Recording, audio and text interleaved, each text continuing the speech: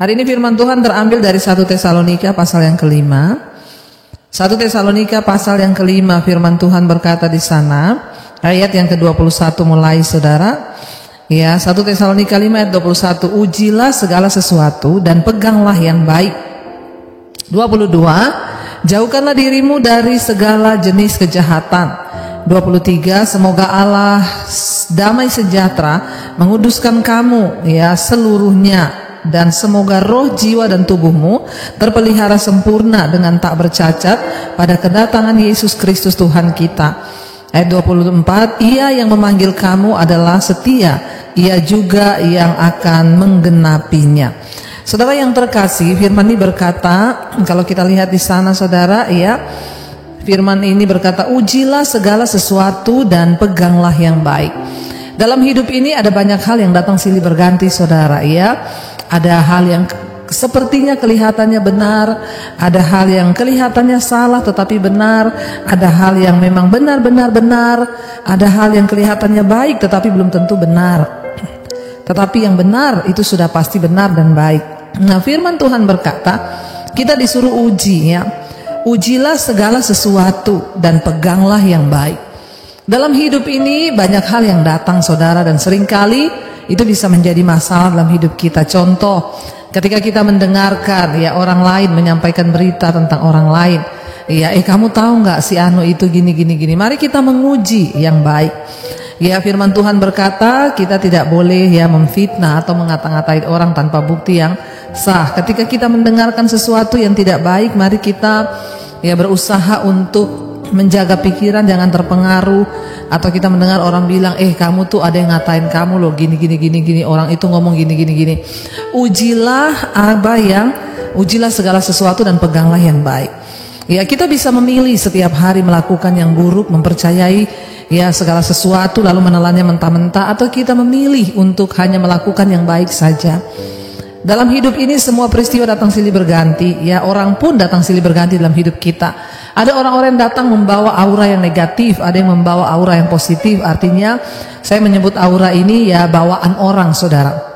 Ya artinya ada orang-orang yang punya karakter yang negatif datang dalam hidup kita, ada orang-orang yang punya karakter yang positif. Kita bisa memilih dengan siapa kita bergaul. Mari kita uji apakah pergaulan kita itu baik dan benar. Mari kita uji apakah perkataan kita baik dan benar. Mari kita uji apa yang kita dengar setiap hari itu baik atau benar.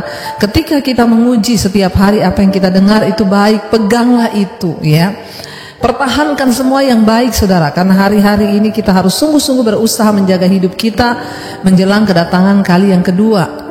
Saya bersyukur ada orang-orang yang berkata, Bu, ya beberapa hari ini Ibu khotbah terus tentang melepaskan pengampunan. Saya bersyukur Bu, saya ditegur ya berhari-hari ini berturut-turut dari apa yang Ibu khotbahkan. Kenapa? Karena saya ini lagi jengkel kepada seseorang. Ya, nah saudara, ketika kita mendengar firman Tuhan, ya ujilah segala sesuatu. Ketika kita mendengar firman berkata, jangan balas jahat dengan jahat, jangan kepahitan. Ya uji apakah itu baik, ya itu benar ya. Lalu ketika kita tahu itu benar, pegang itu. Saya bersyukur ada orang-orang yang berkata, tapi puji Tuhan Bu, 3 hari berturut-turut Ibu ngomong soal kepahitan, soal pengampunan. Jadi saya ya akhirnya bisa melepaskan pengampunan. Setiap hari saya mendengar khotbah Ibu tentang pengampunan, ya saya belajar untuk melepaskan pengampunan. Itulah yang baik, firman Tuhan bilang pegang. Ya pegang apa yang baik itu saudara. Ya ujilah segala sesuatu dan pegang yang baik. Jauhkanlah dirimu dari segala jenis kejahatan ya. Mari hari-hari ini kita menjaga diri kita. Jauhkanlah dirimu. Kalau firman Tuhan berkata jauhkanlah dirimu, berarti jangan dekat-dekat. Ya, kalau kita tahu orang datang hanya membawa kita untuk berbuat dosa, maka jangan dekat-dekat dengan orang yang membuat kita berdosa. Ya, kalau kita tahu kita bisa jatuh di dalam ya percabulan atau kenajisan, ya kalau ada orang yang goda-goda kita di Facebook, di Instagram, di mana saja, kita tahu itu membawa kita berdosa, maka jauh-jauh, cepat-cepat blokir orang tersebut. Jangan memberi kesempatan pada iblis. Kenapa? Karena yang namanya setan sekarang ini bekerja luar biasa. Saya mendapat banyak konseling dari wanita-wanita yang tertipu lewat Facebook. Orang-orang yang datang dengan kata-kata manis, akhirnya minta uang dan lain sebagainya, akhirnya tertipu. Saudara, jauhkanlah dirimu dari segala macam jenis kejahatan. Kejahatan itu ada berbagai jenis saudara.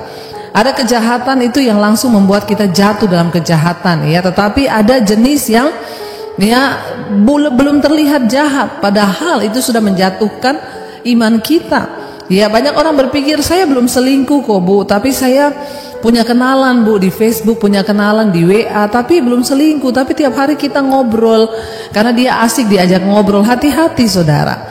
Ya, jenis-jenis dosa itu banyak. Ada yang belum kita melakukan, tapi sebenarnya kita sudah berdosa.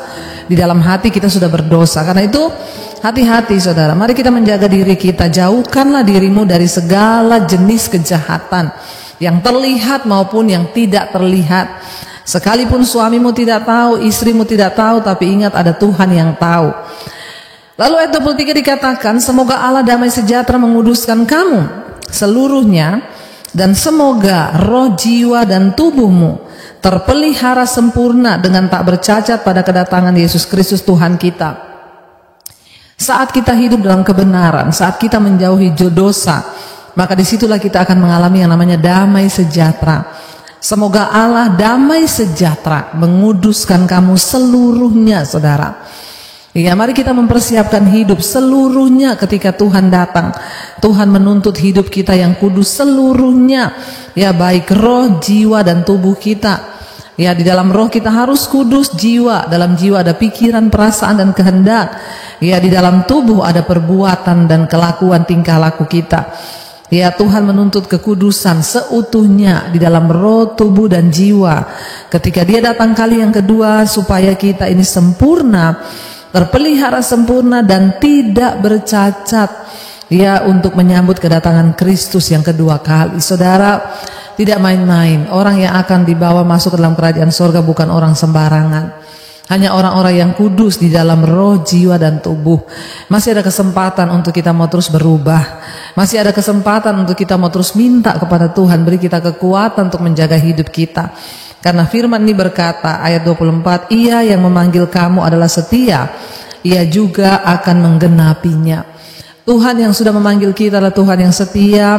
Karena itu Tuhan tidak akan pernah membiarkan kita jatuh, saudara. Selama kita mendekatkan diri dengan Tuhan, asal kita memilih untuk mendekatkan diri dengan Tuhan, maka Tuhan akan menopang kita. Allah sumber damai sejahtera akan menjaga hidup kita. Karena itu biarlah kita terus mendekatkan diri dengan Tuhan, terus tetap percaya kepada Tuhan di dalam segala hal, dalam segala perkara, uji ya segala sesuatu, dan peganglah apa yang baik itu.